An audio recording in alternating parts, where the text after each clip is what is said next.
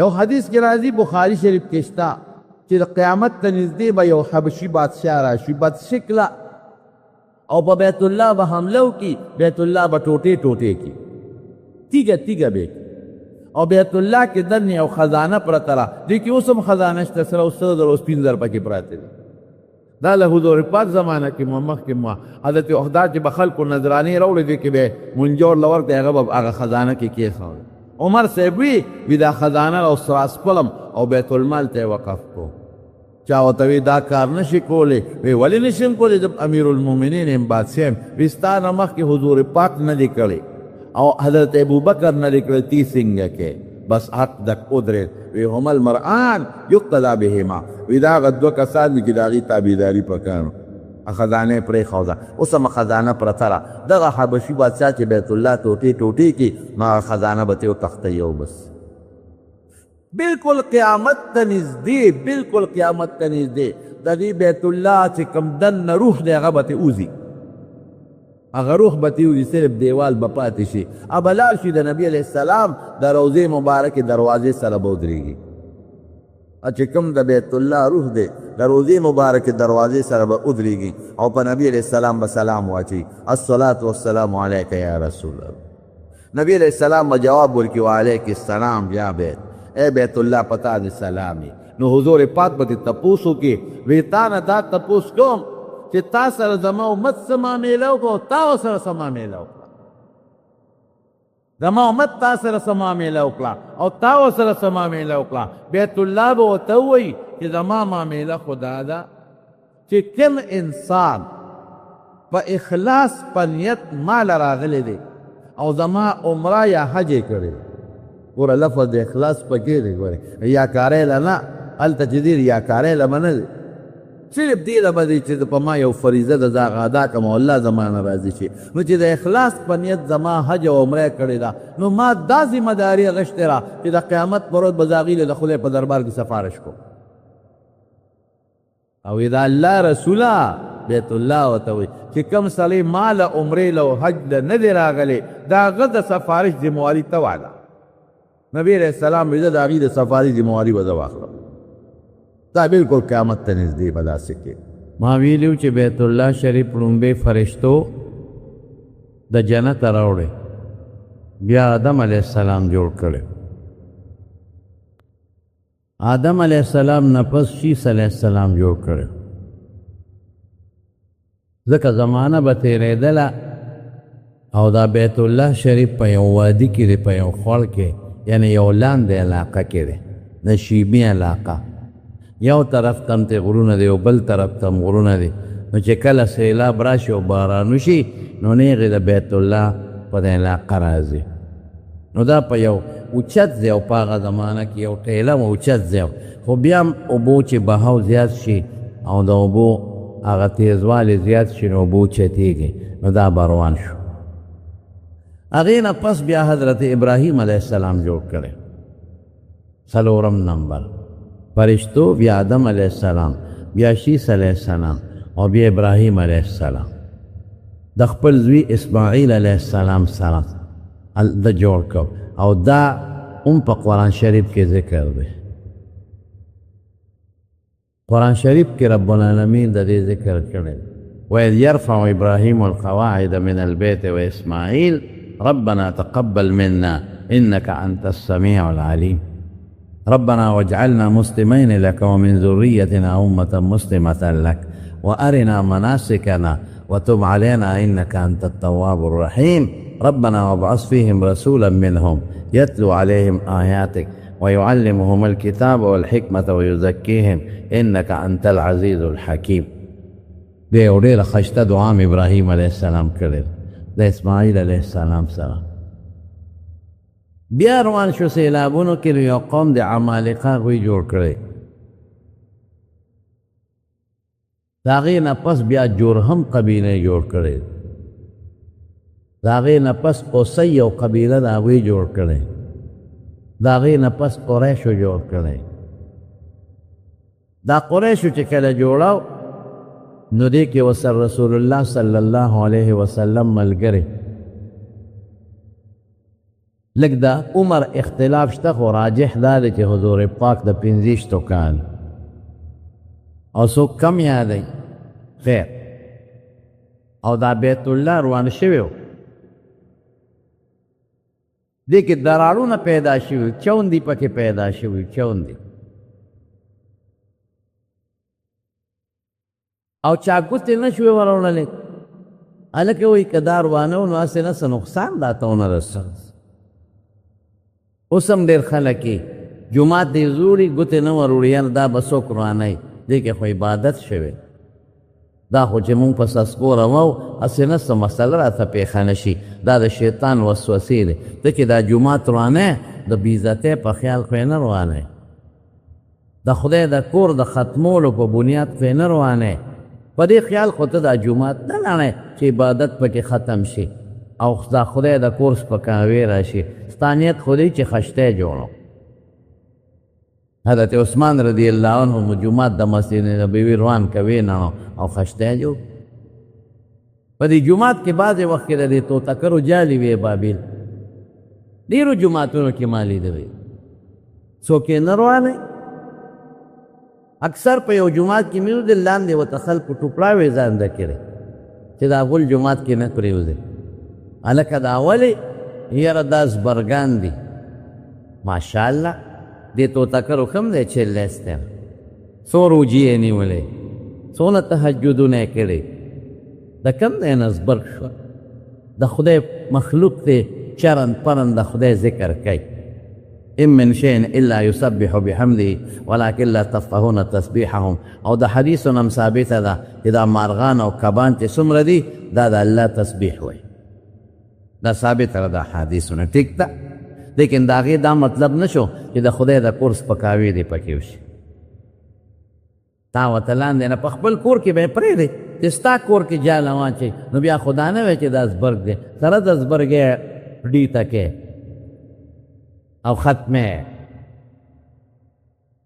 نو تا ورته له لاندې نه رومال تړلی چې غول لاندې پرېونه دي او دا چنګه چونګه چې کوي جومات کې چنګ چونګ مناسب خلق د مانځه نه وباسي د نفلو نه وباسي د جومات د مارغانو ځای خو نه دی کور مارغان ساته جومات د توتکرو ځای خو نه دی دا جالې مه پرېږدی په جومات د مخکې نه یې لرکوی چې بچي وانه چیا اکثر دا ماشومان بچي وي د دې مارغانو په جومات کې جالې کې را پرېږدي پکې یو وی مړ شي پیشوګان راشي ویې تختی جومات صفا به ساتی ښه جومات پاک ساتی یو مرغۍ در نه پکې جاله وانه چی او نه پکې یو توتکرې جاله واچی دا ټیک ده چې مرغۍ بې ځایه وجل ښه شی نه دی د بچو په وخت کې ښکار هم ښه شی نه دی لیکن جومات به صفا ساتی نو دا مې دې پورې وی یاره وی دا جاله به سین ختمه او دا خدای دا شیطان وسوسه اچوي چې ورې مه دا جومات مه نړوه شیطان وسوسه اچوي چې دا جاله مه روانوه چې دا چنګه چونګه کوي چې د خلکو منځونه خراب شي دقه رنګې د خلکو زړه کې دا شیطان وسوسه اچولی وه چې دا بیت الله به نه روانوي څه نقصان پېښ نه شي چا ګوتې نه ورو یو پکې یو اجدها خامارو په دې بیت الله کې او تاریخ لیکي هغه دومره غټ خامارو چې د هغه سر د کټي عمره و د میخې د بچي عمره اوس هم دا غټ خاماران شته او کله به یې سر روچت که نو په دیوال به یې کېښود چت یې نړېدلی نو چې خوله به یې وازه کړه نو خلکو به یېرېدل ته نو دا دوه وجې وې یو خو دا چې دا بیت الله روانه و څه خفت را پېښ نه شي او بل دا مار چې دی پی الله پاک ډېر لوی ذات دی او لوی بادشاه دی څوک وایي حضور پاک لا نابالغه وګڼئ د اختلاف په تاریخ کې شته څوک وایي د 15 کال یو ځل یو مارغه راغی یو غټ مارغه او دی خامار سر روچت کړی په دیوال د پاسه یې ښودی مارغه پرې راغوټه شو او دا خامار یې په پنجو کې اوچت خلکو ولید ټول چې هغه د چغې کړې خلکو خامار خو یې وتښتاو ویې تښتاو لرې یوړه چې ته خدای چې څه یې ورسره وکړل نو د خلکو د زړونه د خامار یاره خو ختمه شو اوس هم داسې بازونه شته په دې ځنګلونو کې چې هغوی ګډان اوچتوي حملو کې ګډ اوچت کې ویې تښتی هغوی چیلي اوچتوي هغوی اوسۍ اوچتوي حمله پرې کوي هغوی په دریاب غوټه ووایي او سره د وزرو که سمندر دریاب کې ننوځي او د غټ نه غټ کپ په پنجو کې ونیسي وزر یې لقی او بار روځي او دی ویې تختی دا د خدای مخلوق شته نو د خلکو د زړه نه دا یو مسله خو ختمه شوه چې د ښامار یره وه دویمه وه بس بعضې کسان روچت شو او ورغلل وی مونږ خو دا بیت الله روانه و دې دپاره یې نه روانه و چې د دې بېعزتي کوو دا خو جوړول پکار دي چت یې ختم شوی دی نړېدلی دی او دیوالونو کې چوندې پیدا شوي دي بس سسکور یې راواغېسته او ډز ډوز یې شروع کړه نور خلک هم ورغلل بیت الله یې غونډو نړو وی هلکه حلالې پیسې به لګو حرامې به نه لګو چې چا سره حلالې پیسې وی هغې راوړې او د بیت الله جوړولو کې لګول او په دغه ورځو کې په جده کې په بندرګاه کې یو جزغ مات شوی او غرق شوی د هغې تختې یې راوړل او هغې کې چې کوم میخونه او سیخانو هغې یې راوړل هغې هم پکې استعمال کړل بیت الله شریف یې جوړ کړ حلالې پیسې کمې وې لږ ځای اعتبار پرېښود هغې ته حتویم وایي که تاسو څوک تللی یې خدای هم ټول بوله د بیت الله نه د شمال طرف ته شمالي طرف ته شمال مغرب طرف ته لږ ځای بار دی خلک ورننوځي په هغې کې ناوه مبارک هم د اوبه هم پکې بیږي دا څه حصه د بیت الله ده بیت الله پان یې جوړ کړ خو چې د حجر اسود د ځمکې نه 4 فوټه او 100 انچ اوچت کړ د بیت الله دغه د حجر اسود ځای د پخوا نه دي ته د تاریخ معلومه چې د حجر اسود دغه ځای ده نو جګړه جوړه شو د یو قوم مشر وی دا به زه ږدم د بل قوم مشر وی دا به زه ږدم د بل قوم مشر وی دا به زه ږدم دومره سخته جګړه جوړه شوه چې قسمونه یې خوړل چې وینې به تویومه دا به زه ږدم یا به ځان وجنم یا خلک او د دوی سخت قسم به ده چې پیالې کې به یې وینه راوړه په هغې کې به یې لاس ور ډوب کړه نو پیالې کې د هر قوم مشر وینه راوړه او په هغه وینه کې لاس کته کړه دا د دې نښه ده چې دا د لاس مې په وینو ګنده کړه بس زه به یا وینې خپلې تویوم یا پردی خو دا کار به کوم اخره کې بعضې مشران راغونډ شو چې ظالمانو دا څه کوی فیصله په دې شوه چې سهار وختي لومبي جومات ته څوک راغی د هغې اختیار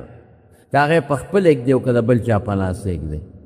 بس څوکیداران یې کېنول لومبي جومات ته محمد مصطفی راغی صلی الله علیه وسلم او حضور پاک د دې په بنیادونو کې ګورې کار هم کړی چې لومبي راغی خلکو وی جاء الامین جاء الصادق الامین هغه رښتونی او هغه امانتګر راغی ورسې د خلکو د حضور پاک ډېر زیات قدر کو دې وخت کې د پیغمبرۍ دعوه نه وه کړې نو د هر چا په زړه کې د رسول الله مبارک قدر او بې انتها قدر به یې خلکو کو کونډو به یې قدر کو ځکه خدمت د کونډو به یې کو یتیمانانو به یې خیال ساته د هغې رشته دارانو ځکه د یتیمانانو قدر به یې کو د میلمنو خدمت به کو حضور پاک ښه صفتونه پکې قسم په خدای د ماشوموالي ټول رشته دارانو سره یې ښه تعلقات و که چا به ورسره غم خالي نه م کوله نو حضور پاک به ورسره کوله او چې چاته به تکلیف و هغې کې به یې ورسره مدد کو او چې په لاره به څوک تلل او یو بوجی پیټې به ورسره و هغه به وړی نه شو نو حضور پاک به ورسره وړه د ماشوموالي نه خدای طاقت ورکړی چې چا سره به داسې و چې چا به تنګه و هلکه تا سره خو زما قرض شا به راکړه رسول الله مبارک به ورسره امداد سره ډېر زیات د خلکو د ټولو مکې د خلکو خوښ و چې کور به څوک نو او کور کې به یې کونډه بیبي پرېښې وه خاوند به یې مړ یا به په سفر تلي نو نبي علیه السلام به هغوی له خدمتونه کول او کار به یې ونه کړ ټوله مکه کې مقبول انسان او خلکو به ورسره امانتونه یې ښودل د خلکو فدونه اعتماد خلکو به یې قدر کو غلو به هم پرې ډاکه نه اچوله چې په لاره به تلو خلکو به عزت او قدر کو نو چې حضور پاک راغی جاء الامین هغه امانتګر راورسېد امین به ورته خلکو یې امانتګر دا زمونږ امین نه دا څه بېکاره شی دی دا د خو نوم امین دی نور پکې څه خیر نشته هلکه بشیر جانه ټیک مې وایي که غلطه مې وایي مړه سم وایه یارېږه دې ما ټیک مې وایي که غلطه صحیح ده که نه تا ته خو ته څه خیر نه یې در رسېدلی خیر در رسول دا بیا خو دروغ وي ظالم ده وایي ما ته یې خیر رسول ما له خو یو ځل ډوډۍ کړې وه او دونه خورې پکې اچولې او دونه ښوروا چې هغه به وي دا سکا تر ماښامه پورې مې اوبو تړنه کېده. نو امین د حضور پاک نوم نو په امانتګر ته وایي امانتګر ته. نو رسول الله صلی الله علیه وسلم امانتګر او صادق به ورته خلق وي. د ډېرو خلکو صادق نوم یې دی نوم نو صادق معنا رښتونی. تاسو خپله سوچ وکړئ چې یو انسان په امانتګر او په رښتونې مشهور وي هسې خو نه مشهور وي. نو چې حضور پاک جومات ته راغی ټولو چغې کړې رښتونی راغی هغه امانتګر راغی یا صادق یا الامین. ګوره اوس هوښیارتوب ته د حضور پاک ګوره. ما یا د یو انګریز یو جمله وه او هغه چا ترجمه کړې و په اردو کې ما هغه وکته ناشنا خبره یې لیکلې وه وی د مسلمانانو پیغمبر د ماشوموالي نه ډېر زیات هوښیار و. وی دومره هوښیارتوب په ټول انسانیت کې په چا نشته کوم چې په حضور پاک کې تېر شوی. ګوره ټولو خلکو منلی. اوس یې هوښیارتوب ته وګوره. رسول الله مبارک چې راغی د عربو سرداران ټول را جمع شو ځکه چې فیصله په دې شوې که دی په خپله ږدي او که دی په بل چا ږدي. نو نبي علیه السلام مبارک وی زه یو فیصله کوم وی بلکل مونږ په تا بس مونږ اعتماد کړو جنومبې څوک راشیر څوک کیو. نو یو څادر یې پیروم هغه یې خور کو. نو حجر اسود یې راواغېشت دا د انسان د سر عمره و دونه کاڼې غونډۍ هغه یې راواغېشته او په هغه څادر کې کېښود او د قوم چې څومره مشرانو ټول یې راوغوښتل وی راشئ د څادر په لس کې ونیسئ او دا څادر اوچت کړئ. ټول مشران رالل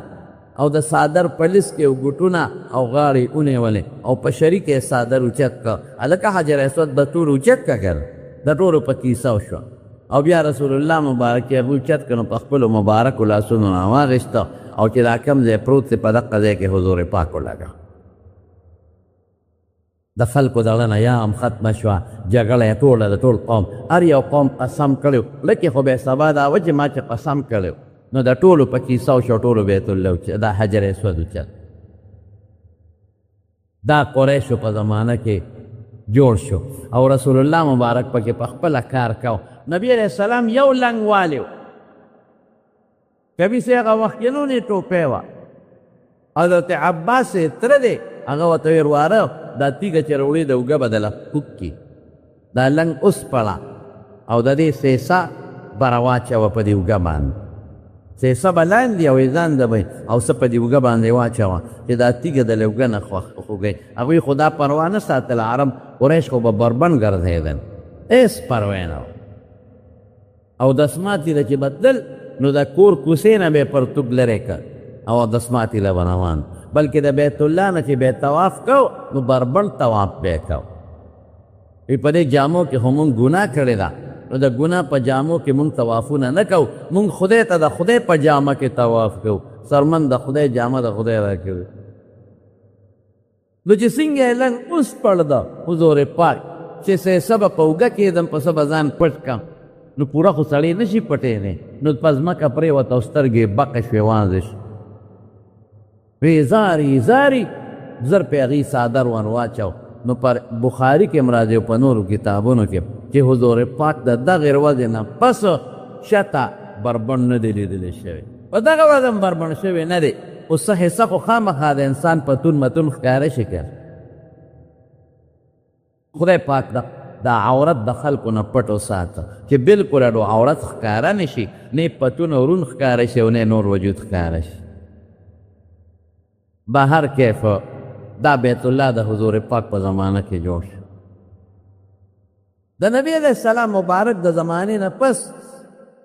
یو وخت کې عبدالله ابن زبیر په مکه کې بادشاه شو. د مکې د بادشاه دعوی وکړو مکه او طایف او دا علاقه او ګردونواره دې بادشاهي کړه ورسره. نو حضرت عایشې صدیقې د حضور پاک نه یو حدیث اورېدلی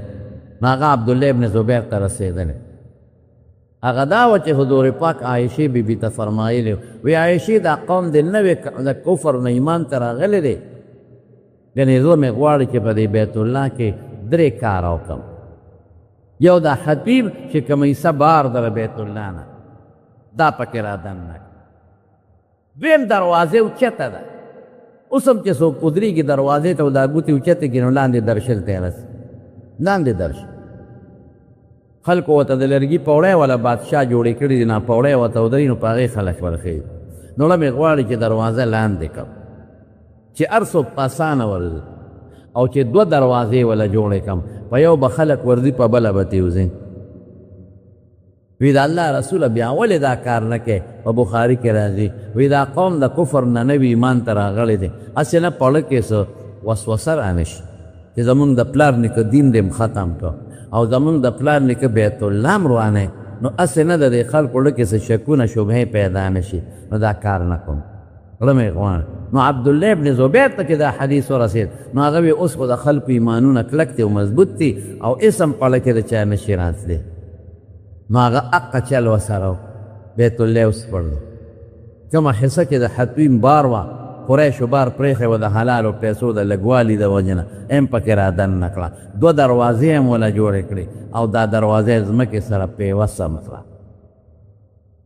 بیا حجاج ابن یوسف راغی د عبدالملک ابن مروان په زمانه کې، نو حمله وکړه په عبدالله ابن زبیر، نو هغې شهید څه. نو د هغه د زمانې بیت الله م روان کړه. وی دا د حضور پاک د زمانې نه دی، دا ده جوړ کړی دی، دا نه دی مونږ ته منظور. نو هغه یې روان کړه، نو د رسول الله مبارک او د قریشو د زمانې په شکل یې واپس جوړ کړه. نو عبدالملک ابن مروان چې راغی، نو چا ورته وی دا تا څه غلطي وکړه؟ مې ولې؟ وی تا حجاج ابن یوسف ته وی چې بیت الله روان کړه او په زړه یې نقشه کړه. وی یو، وی دا ولې؟ وی دا خو ګوره د حضور پاک جدا نقشه و عبدالله ابن زبیر جدا. وی نه، عبدالله ابن زبیر او د حضور پاک په ارمان جوړ کړو. نو بیا هغه ستومان و، ویره دا خو مې غلطي وکړله. بیا د هارون الرشید زمانه راله، نو هغه وی دا بیت الله روانوم او چې د حضور پاک په زمانه کې کومه نقشه وه هغه ختموم، چې د هغه کوم ارمان و په هغه طریقې جوړوم. نو امام مالک سره مشوره وکړه، وی صاحب څه وکړم؟ هغه وی ګوتې موړه، بیت الله نه د لوبو یو شی مه جوړوئ، دا به یو بادشاه راځي د بل د لاس بس پړي، نو بل به راځي د بل د لاس هغه بس پړي، نو بل به راځي د بل د لاس هغه بس پړي، نو د بیت الله چې کوم عزت او عظمت دی د خلکو پړونو کې دا به ختم شي. پرېږدئ. دا اوسنی بیت الله دا د سلطان مراد سبکتګین د لاس دی. نقشه همغه ده چې کوم د حضور پاک د زمانې وه، نقشه کې فرق نه دی راوستی، خو لږ یې مضبوط کړی دی،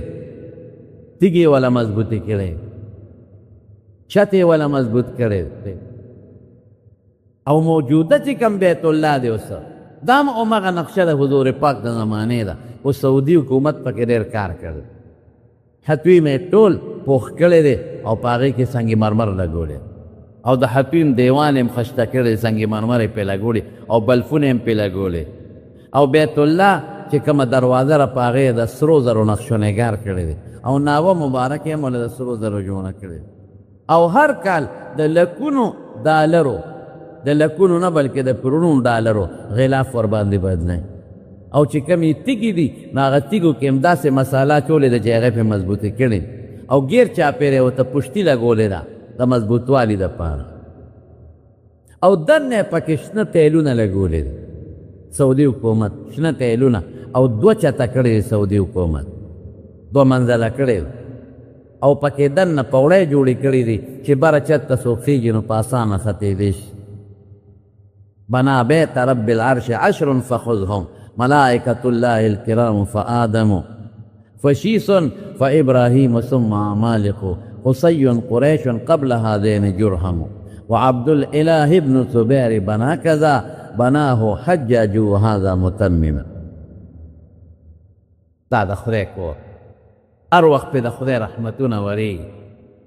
که څوک طواف کوي حضور پاک فرمایي روزانه 6 رحمتونه په بیت الله ورېږي. چې څوک طواف کوي نو په هغه باندې 6 رحمتونه ورېږي،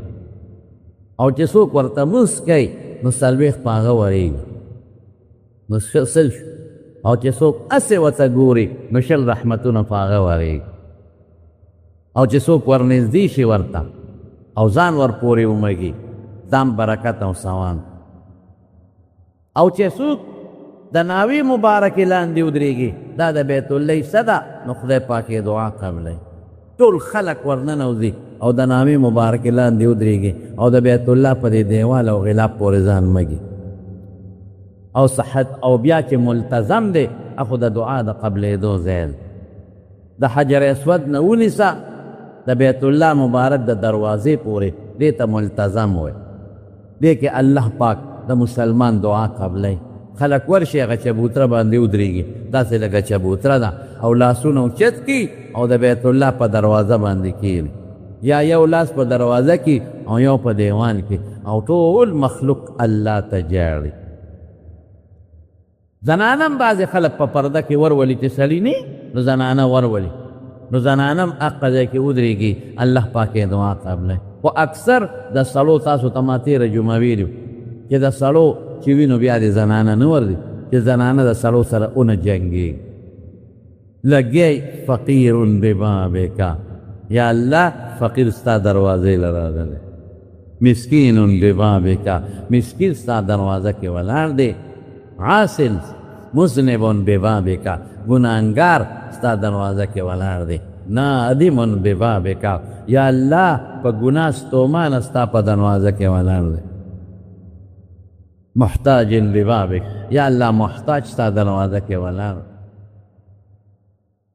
دا صفت ستا د خدای صفتونه کوي او لګي خلک او جاری جلا کوي د خدای نه سوال کوي دغه ځای ځکه رسول الله مبارک فرمایي چې د دعا د قبلېدو بهترین ځای دا مخلوق دی خدای ته جلا کوي په خدای سړی ډېر زیات عجیبه کیفیت دی څوک یو ځل ودرېږي بیا دې خوا کېږي نه هلکه چې ودرېدې او لږ ساعت ته تېر کړې نو بیا را دې خوا شه بل مسلمان له ځای ور خو ډېر زیات رشي داسې په شلګونو مسلمانان یو بل پسې ولاړې او زور لګی چې دې ملتزم ته ورنږدې شم او د خدای په در کې مې ډېر وجړلې خو د ټولو نه لویه دعا چې غواړئ نو معافي غواړئ د خدای نه یا الله ما معاف که مونږ خو د ګناه ککړ تلي یو که نه د ګناه آلوده تلي خلق د دنیا سوالونه کوي منهم من يقول ربنا آتنا في الدنيا حسنه وما له في الاخره من خلاق الله وی بعض خلق صرف دنیا غواړي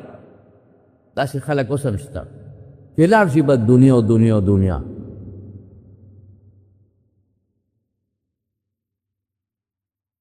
بل کار نه خدای ما او څه دنیا مال مې زیات نو ما سره یو کارخانه مال بل راکي موټر نه دولت راکي دا د پیسو سوالونه خدای کاروبار کمزور ته نورم برکت ټیک ده د دنیا سوال منع نه لري لیکن یوازې دنیا ده څونه ژوند ستا په دنیا کې چې ته تللی او بیت الله ته ولاړې خو د څلوېښتو پنځوس توبې څونه عمر دې پاتې دی لس کاله پنځلس شل دېرش څلوېښت دا به دې وروسته پاتې دا هغه اوږد ژوند چې الله سره به ته مخامخ کېږې او هلته دې هېڅوک هم نه پکارېږي د هغې سوال ولې نه کوي منهم من يقول ربنا آتنا في الدنيا وما له في الآخرة من خلاق خدای دنیا راکې خدای دنیا راکې وی آخرت کې څه نه صرف دنیا غواړم بچی دې نشته دا غواړه بچی مال مو غواړه دا چې مه غواړه حلال ورسره وایه بچی غواړه خدا ورسره وایه چې خدای داسې بچی راکړي چې عالمان ته جوړ عالمان بچی راکړي حافظان بچی راکې دیندار او صالحان کله چې د خدای نه د بچو سوال کوي نو دا زما یو خبره ومنه نو صالح او دینداره بچی غواړه دا ور ډېر خطرناک روان دی ګوره دا مو وایه چې خدای پاکه زامن راکې او ښکلې زامن راکې او ښکلې زامن راکې دا ټکې مه وایه ګورې بربڼ زامن به خدای درکړي هغه وخت پیدا کېږي خو ټول بربڼ وروستو به بربڼ ګرځي او زناکار به او ډاکو به او غل به او د مور او پلار نافرمان به داسې بچي دې په تندر ولګي داسې مه غواړه بچي نو وسې غواړه دا ورسره وایه چې خدای عالمان راکړي خدای حافظان راکړي خدای صالحان راکړي خدای حیادار راکړي خدای صحتمند بچي نو وسې راکړي دا سوال ورسره کوه مال غواړه خو خدای د حلالو راکړي خدای داسې مال راکړي چې پکې حجونه عمرې کوم زما بچي او زما ښځې پکې حجونه عمرې کوي خدای داسې مال راکړي چې پکې جومات جوړوم زه پکې طالبانو سره امداد کوم خدای داسې مال راکړي داسې سوال کوه دا سوالونه کوه د خدای پاک ما ته یو حاجي صاحب خبره کوله یو بوډا سړی پنجابی او بیت الله ته ولاړو او جړل وی زه پسې شاته وی داسې جړی کوله که نه او د خدای داسې صفتونه کول یا اللہ تو بڑا کریم ہے یا اللہ تو بڑا مہربان ہے یا اللہ غفور رحیم او د خدای دا صفتونه دي او مشر سړی دی بوډا دی یاره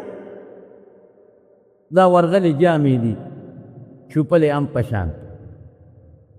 او لګیا دی او د خدای صفتونه کوي وی زه شاته ودرېدم وایي ما وی چې لکه دا خو داسې ګاړي داسې سلګی وان او د خدای صفتونه کوي بس دې کې څه دوا کوي زه به پیمین ویم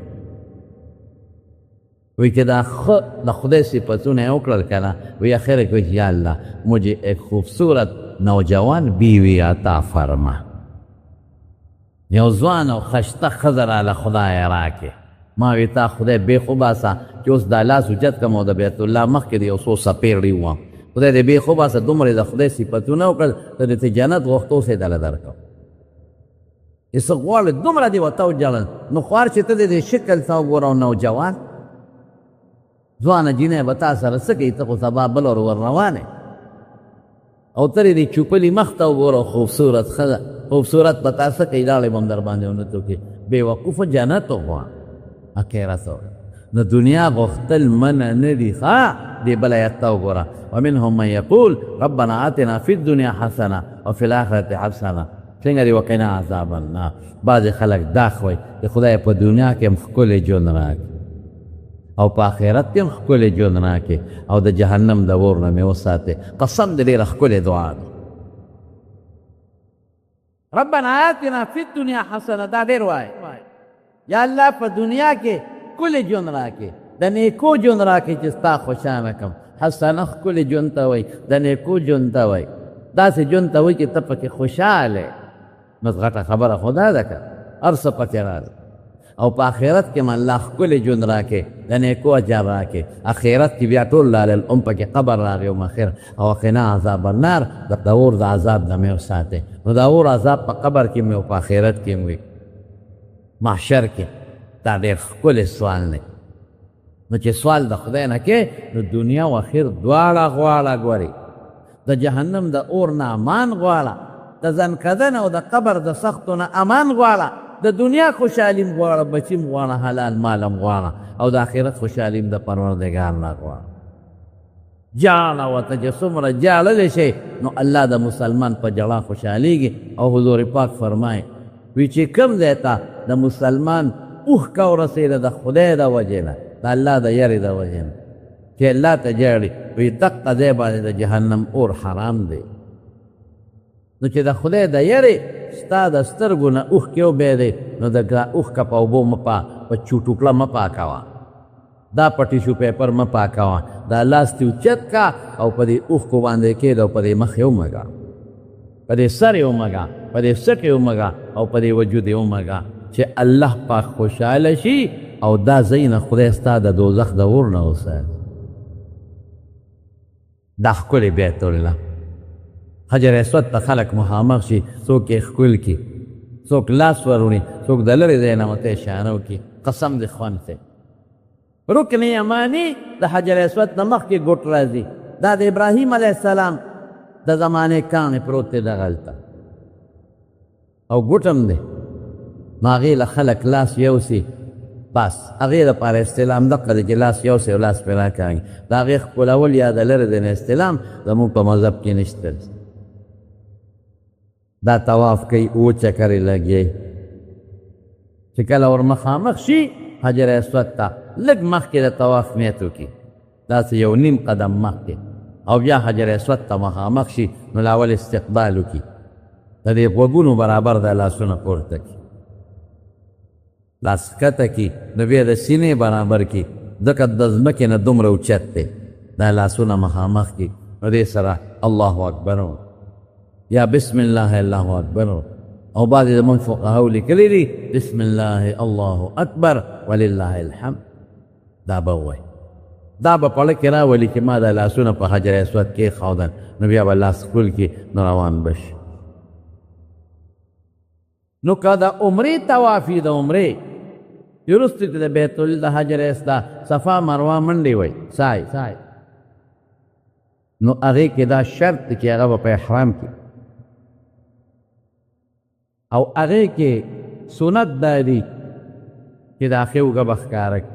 ډېر خلک دی چې د کراچۍ د اسلام آباد نه دي نو ښې اوږه ښکاره کړي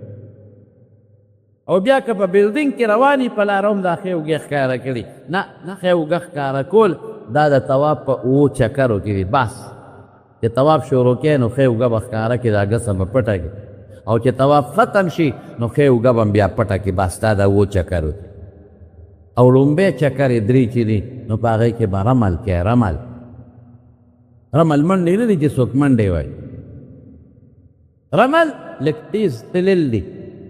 او جختې خپې ښودل دي او دا مټې وهل دي چې د اوږې د سړي رپي دا طریقه شو که د چا نه په لومبو دریو کې دا رمل پاتې شو نو طواف ته نقصان نه رسي پر وسطنو څلورو کې به نه کوي خو دا هغه طواف چې وروستو صفا مروه او چې د کم طواف نه وروستو صفا مروه نی ما په خپلو ګنډلو جامو کې کوه هغې کې اوږه ښکاره کول هم ضرورت نشته او هغې کې د رمل ضرورت هم نشته اووه چکرې به پوره کې څه وایې په طواف کې به څه وی په طواف کې ذکر و اذکار کوه په طواف کې د الله صفتونه کوه لا اله الا الله سبحان الله وبحمده سبحان الله العظیم وایه دا شپږ کلمې دي دا پکې وایه درود شریف پکې وایه که د قرآن شریف تلاوت په یاد و یادي خیر دی اگر چې بعض علما ورته مکروه تنزیهي وایي خو راجحه دا ده چې ویلی شي تلاوت هم کوه او د ټولو نه بهترین شی په طواف کې دعاګانې دي چې الله نه دعاګانې غواړي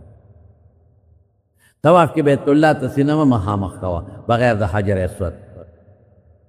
بلکې علماو لیکلي چې ګورم وته ما طواف دوران کتل هم ښه نه دي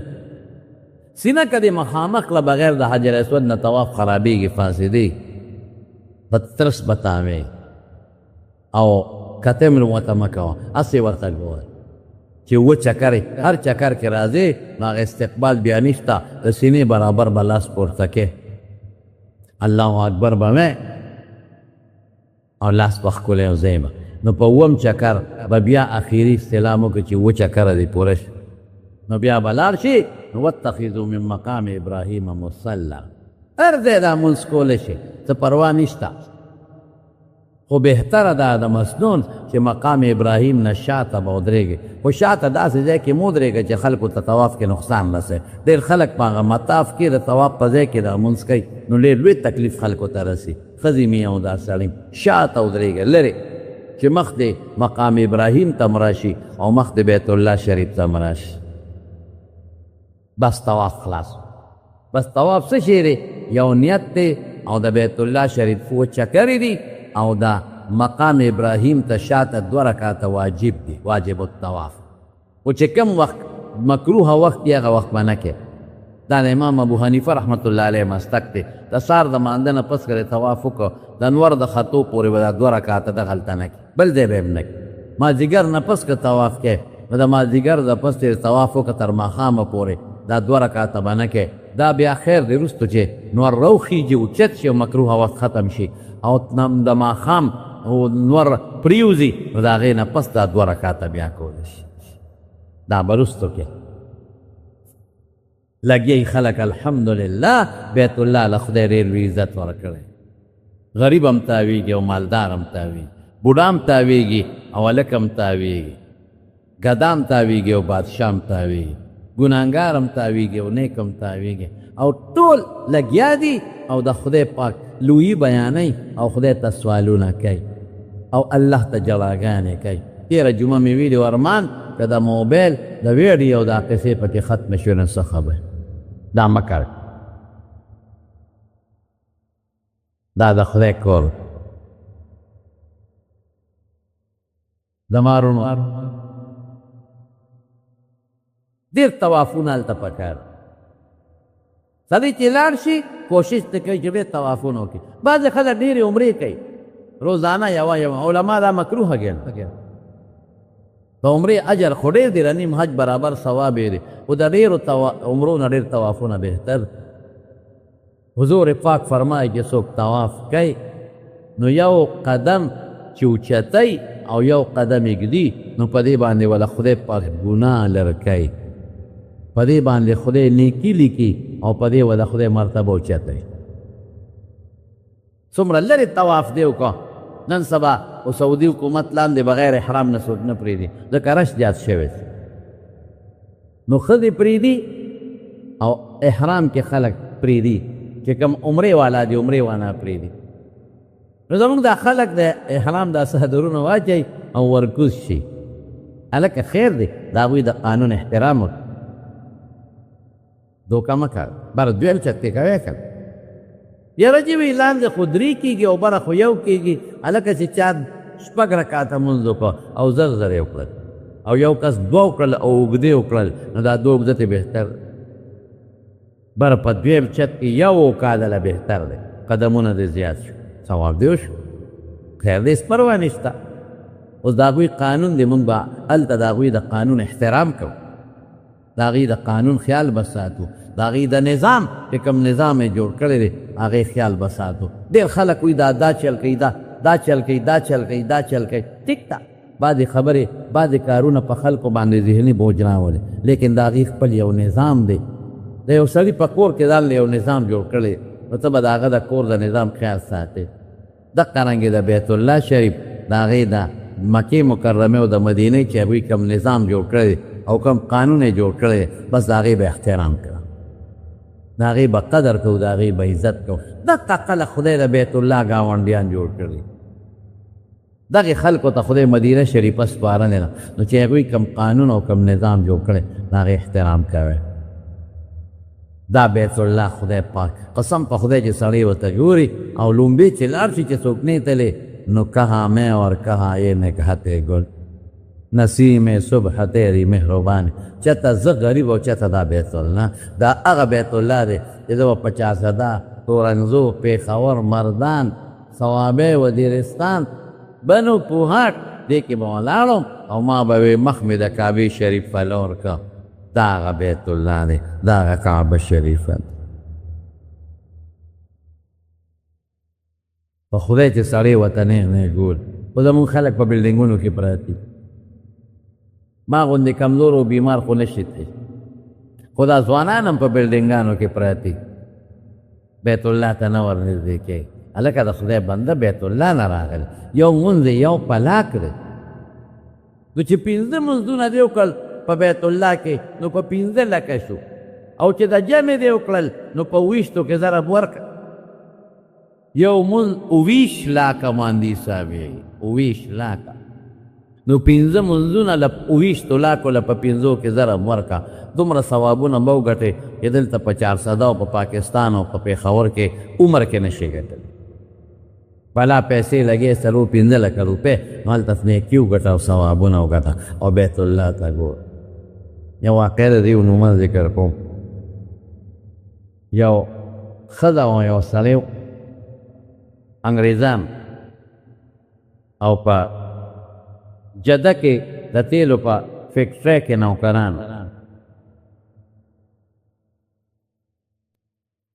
جدې ته لاړو، په جده کې د تیلو په یو فیکټرۍ کې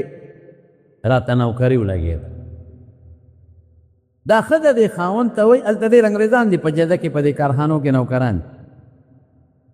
دا ښځه دې خاوند ته وایي چې سړیه په دې جده کې کله کله مو وینو چې په سپینو جامو کې سړي او ښځو هم سپینې څادرونه او بورتې په سر کړي، چې دا څه مسله وه؟ نو دې خاوند ورته وایي ښځې دا دلته یو ښار دی هغې ته مکه وایي،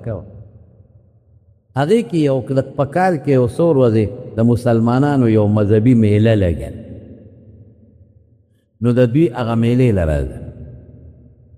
نو چې هغه میلې له راځي نو دوی دا 2 څادرونه د کفن په شان دا سړی چې یو ښځه مخ نه پټی او ځان مخصوص لباس جوړ کړ. نو دې ښځې دې خاوند ته وایي ځو نه چې د مسلمانانو دا میله وګورو. نو خاوند ورته وایي هلته په مسلمانانو پابندي ده چې د جدې نه ځې په کافرو پابندي ده په انګریزانو، چې ته ځې هلته کې بورډ لګېدلی دی چې د کافرانو غیر مسلم دپاره دا لاره د مکې ته منل ما ښځه ورته وایي موږ څوک څه پېژنې زه چې ځو موږ به همداسې جامې واچو څادرونه به واچو زه به د ښځو په شان واچوم ته د سړو په شان او لاړ به شو که یې ایثار کړو پرې یې نه ښودو نو واپس به راځو څه وجنې خو هم نه او که یې پرې ښودو نو لاړ به شو بیت الله وی روان شول ټیکسي ونیوه ځان وی اتفاق دا دلته شمیسي چک پوسټ راځي وی بس هغوی اړو را باندې څه غم غرض ونه کړ او نیغ لاړو بیت الله چې مکې ته لاړو او چا نه تپوس ته کو چې څوک شکي را باندې چې دا خو انګرېزان دي خو خلک چې په کومه تلل موږ هم ورپسې روان شو یو جومات ته هغې ته خلک ننوتل موږ هم ورننوتل هغه زمانه کې دومره رش نو دا اوس دی کم په یو برنډه کې تو بله برنډه وه بله وه بله وه لاندې یو میدان و هغې ته خلک کوزېدل موږ هم ورکو شو تماشا سیتو وی لاندې ودرېدو اوس راته پته نشته چې دا خلک څه کوي مونږ خو وایي چې د مسلمانانو مذهبي میله ده دوی به څه کوي وی چې څنګه لاندې کوز شو میدان ته هلته یو کوټه ده او په هغې یو تور څادر پروت غلا بیت الله شریف مونږ ته پته نشته مونږ وایي که په دې کې به چا قبر دا خلک جوړ اکثر دې قبرونو له دي وی خلک لګیا دی او د دې بیت الله نه د دې کوټې نه تاویږي چا سپین څادرونه همغه جامې دي څوک خپلو جامو کې دي څوک چغې وایي جاڼي او څوک الله ته سوالونه کوي او تاویږي یو شان تاویږي دا خلک دا ښځه وایي زه او دا خاوند مې یو طرف ته ودرېدو او دې کوټې ته ګورو او په دې سوچ کې و چې دا خلک څه کوي دلته دا دوی څه وایي او دې کوټه کې څه دي دا څه شی وی زم دې کوټې ته ګورم او دا ښځه وایي زم ګورم او دا خاوند مې هم ګورم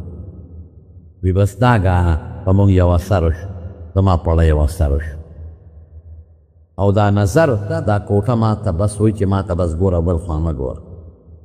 او داسې اثر را باندې وشو چې زما دا وجود غونې غونې او زما د زړه ته داسې څه بل څه وردن نه شو یو نوی کیفیت یې زه نه شم ویلی زما پړه کې هغه کیفیت پیدا شو یا خدای پاک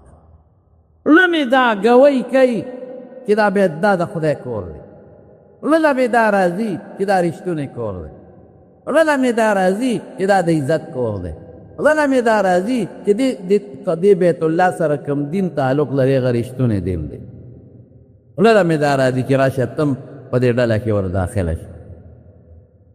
خو داسې مې دا سترګې بیت الله ته دا مخ مخامخ دی چې دا مخ اړولی نه شم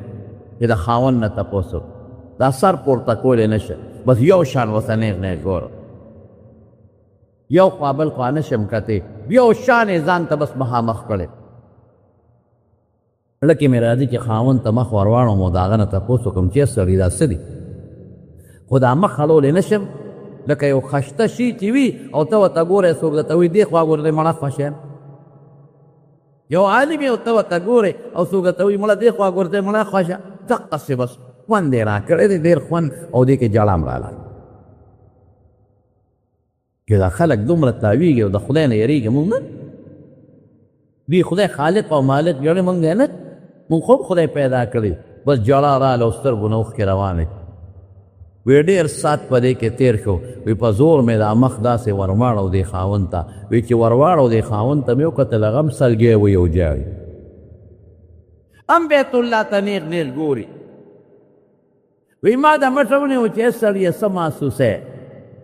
وی ما ته وی ښځې ته څه محسوسه وی بس ما وی چې زما نه خو ډېره وایسته او دې کوټې ته ورننوه زما زړه خو په دې کوټه مین شو زړه مې راووت دې کوټې ته او ما ته خو دا کوټه رښتونې کوټه ښکاري او د خدای پاک د دې کوټې ولادین رښتونې ښکاري او دا خلک چې تاویږي رښتونې ښکاري څه سوی وی ښځې زما هم دغه کیفیت دی زم ویم چې دا رښتونې دین دی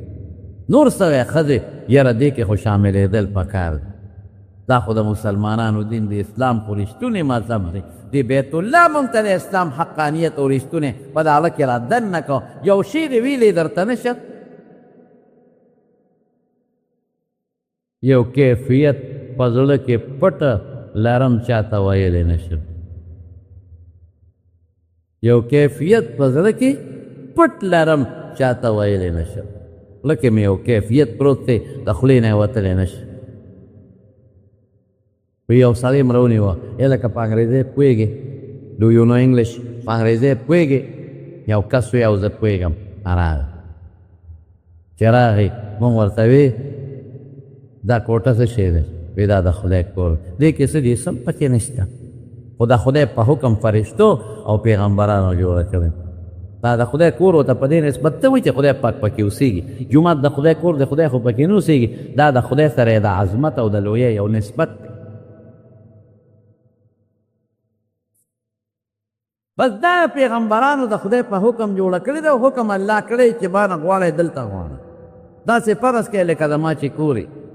او مانه تاویږې بس دقسې خلک تاویږي او خدای ته چغې وایي ما وی یاره یو خبره ته کوم چاته منه وی وایه مونږ انګریزان یو کافران یو مونږ مسلمانېږو مونږ ته به چلو ښایه که نه څنګه به مسلمانېږو بس هغې وي دا خو ډېر اسانه خبره ده ډېر بختور یې چې په حرم شریف کې د بیت الله په خوا کې تاسو ته ایمان نصیب شي هغې راته کلمې شهادت وښو د هغې په معنی یې پوه کړو او ما او خاوند مې دواړو ایمان راوړو خدای مسلمانان دوی دواړه وایي دوی دواړه څه وایي وایي مونږ ډېره سټډي کړې ده او دنیا هم کتلې نه خو په ټول ورلډ کې ټوله دنیا کې واحد زه او زما خاوند هغه کسان یو چې مونږ ته خدای د بیت الله په کتو ایمان را نصیب کړی چې په سچه د خدای کور ته ودرېږې ورته ګورې پرشتونې ورته ګورې قسم دې تعالی به خدای عزت او برکت درکړي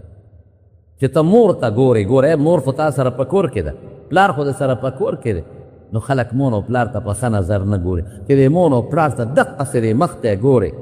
ګوره ما نه چل دکې چې پلار ته او مور ته دقسې ګورې په مینه ورته ګورې او په دې نیت ګورې چې زما د پلار د ماشوم لوی کړی زما د مور ما ته الله ویلي او د مور ما سره ډېره خواري کړې او زه یې په غېږ ګرځولم او د شپې را سره بې خوبه و ابه بل شان نظر یې بیا هغه نظر به بل خوا نه ځي د پلار ته نیغ نیغ ګوره دا هغه پلار دی چې مالې مزدورۍ کړې ګور او چارې کړې دا د پلار مې څونه کمزوری دی مخ ته وله ګوره څومره بوډا شو نن سبا روان دی له دنیا نه دا ده چې نن سړی یم خو د دې پلار د برکت ده ما سره خو ده خوارې کړې ده ایا ده چې به یې په غېږ ګرځولم او بار به یې ګرځولم ماله چې مې ممونه اخېسته زه به یې په اوږه چولم په منډه به یې ډاکټر له ځغلولم ځان به تیېر و زه به یې لوبولم جامې او چې سپلی به یې راله اخېستل او سکول او مدرسې ته به بوتلل داسې ورته ګوره او د مور ته چې ګورې دا مور ده چې ما سره به ټوله شپه بې خوبه و زه به یې ماشوم لوبولم ځان به یېر و زه به یې ډاکټر له ځغلولم زه به یې راودسماتې نه پاکولم ما ته به یې ښکلې جامې چولې ما ته به یې لاهو للو للو دا مور او پلار دي ما له یې بیا ښځه وکړه ما له یې واده وکړه او څنګه خوشحاله دا بل شان نظر دی رښتیا ووایه په دې نظر به تاسو چې د مور او پلار ته نه کتلي تاسې ده که نه ده اوس نه نیت وکړئ چې مور او پلار ته به په دې نظر ګورئ که خیر وي ټول وایه انشاءالله په دې نظر ګورئ مور او پلار دا به دا نظر به تا راکاږي ځان ته په دې نظر کې به تعالی د حج او د عمرې ثواب خدای پاک درکوي په دې نظر به الله خوشحالېږي چې دا نظر د مور او پلار ته وکړو تا نه چې کم پیدا دی هغې به هم دقه نظر تا ته کوي عالم ته چې ګورې په شوق ورته ګوره دا عالم دی ما ته کلمه خولې دا ملا صاحب دی ما بچو ته دین ښایي دا ملا صاحب دی ما ته ټول ورځ نصیحتونه کوي دا ملا صاحب دی ما ته وعظ کوي ما ته د خپل ښکلي پیغمبر خبرې ښایي د ما بچو ته ما ته قرآن ښایي ځان ته هیر دی موږ ورته یاد یو په مقبره کې هم نصیحت په جمعه کې هم نصیحت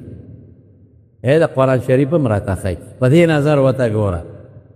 دا ملا صاحب غریب دا څومره بې کس او بې څوکه په دې کې خلک ورپسې کنځل او بدې وایي او دې موږ ته څومره ښکلي دین ښایي په دې نظر ګوره قسم په خدای په دې نظر کې د ثواب او اجر دی او دا نظر چې ورته کې په دې نظر به د خدای ځان ته راکړه په دې نظر به د خدای جنت ته راکړي دا د خدای دپاره شو دا نظر د مور او پلار ته چې دا کم نظر کې د ملا ته چې دا کم نظر کې دا د خدای دپاره شو او قرآن شریف ته هم چې دغه نظر کې و د خدای کتاب دی نازل کړی زما د هدایت دپاره دې کې د خدای خبرې دي زما د ښکلي رب خبرې قسم په خدای دې کې هم ثواب دی حتی که چې د شپې را پاسېدې د شپې د پرې د ملا صاحب خو لوی سړی دی مور او پلار خو ستا دپاره لوی خلق دی قرآن خو لوی دی چې د ستورو ته وګورې د ستورو ته او د شپې را پاسېدې یا څنګه ښکلي ستوري دي دا رب به مې څونه ښکلي وي څومره لوی ستوري دي چې زما د رب به څونه قدرتونه ان فی خلق السماوات والارض واختلاف الليل لآیات لأولی الالباب واه واه زما په خدای قسم الله به خوشحالي قسم مې راته اسمان ته وګوره الله څومره ښکلی اسمان او څومره لوی او بېستنو چې زما رب به څونه د لوی طاقت خاوند دی دا د خدای په طاقت په مقابله کې د ماشو او د میږو برابر نه دی د خدای قدرتونه راوله ځان ته د خدای طاقتونه ځان ته راوله او خپل مبارک پیغمبر را مخکې کا چې د دین دپاره یې څونه تکلیفونه تېر کړي ما څه وکړل هغه دین دپاره ما ته خو یې ویلي چې حج له لاړ شه او چې څوک حج له لاړ نه له نو خوښه یې ده که د یهودیانو سب کې پسې او که د عیسایانو او چې د چا فرض نو دا هر څه دا سوچ او فکر دی ثواب دی زما وروڼو خبر رانه اوږده شوه خو دا به راته ویمه چې دا مهرباني وکړې چې په چا هم حج فرض دی په چا هم نو دا د حج د داخلو ورځې دي مهرباني وکړې دا مه وایه چې کال له به ځم کال له جون نه د مر څه پته لګي داخلې وته او چې په چا نه دی فرض بېوسه بېکسه دي نو ته بېوسه بېکسه رب نه دی رب بېوسه نه دی رب بېکسه نه دی ته بېماله رب بېماله نه دی دقسې ورته ووایه تهجدو کې الله زه بېمال یم خو ته نه رب العالمین چې کله دا ځمکه آباده کړه او جوړه کړه نو الله ذوالجلال یو ملغلره پیدا کړه هغې ملغلرې ته الله پاک د قهر په نظر وکتل ویلې شوه چې ویلې شوه اوبه ترې جوړې شوې د اوبو د پاسه زګ راغی او چې دا ملغلره کله ویلې کېدله د الله په قهر د هغې نه یو لوخړه پورته شوه هغه اوبه چې د ملغلرې نه جوړې شوې د الله د قهر په نظر هغې نه الله ځمکې جوړې کړې هغه د اوبه دي دا دریابونه ته الله جوړ کړل او په هغه اوبو چې کوم زګ راغی د هغې نه الله ځمکه جوړه کړه او چې کومه لوخړه ترې پورته شوه د هغې نه رب العالمین د اسمانونه جوړ کړل دغه ملغلره کوم ځای پرته وه او دا زګ په کوم ځای لومبې راغی او د هغې نه خور شو د مکې مکرمې ځمکه وه هغه وخت کې خو ځمکه نه وه خو الله پاک دا ملغلره دقه ځای کې ایښودی و چې د هغې نه زګ په دقه ځای د پاسه جوړ شو او د ځمکې بنیاد رب العالمین د دغه ځای نه کېښود په کوم ځای چې نن سبا بیت الله مبارک دی فرشتې الله راولېږلې د بره نه ځمکې ته چې تاسو لاړ شئ ځمکې ته او الله پاک د فرشتو نه په دې مخ د ځمکه خدمت اغوښته فرشتې چې ځمکې ته رالې الله ته سوال وکړو چې یا الله مونږ خو بره په اسمانونو کې وو نو ستا د عبادت دپاره یو کور و بیت المعمور ورته وایي مونږ به هغه بیت المعمور کې ستا بندگی کول او عبادت به هم کوو او ځمکې ته رالو نو مونږ په ځمکه کم ځای عبادت وکړو مونږ له یو کور جوړ کا یو کور راله راکړه چې مونږ په هغه کور کې ستا عبادت کوو نبی علیہ السلام فرمایي چې بیت المعمور په اووم اسمان کې یو ځای دی او یا زره فرشتې روزانه په هغې کې د الله عبادت کوي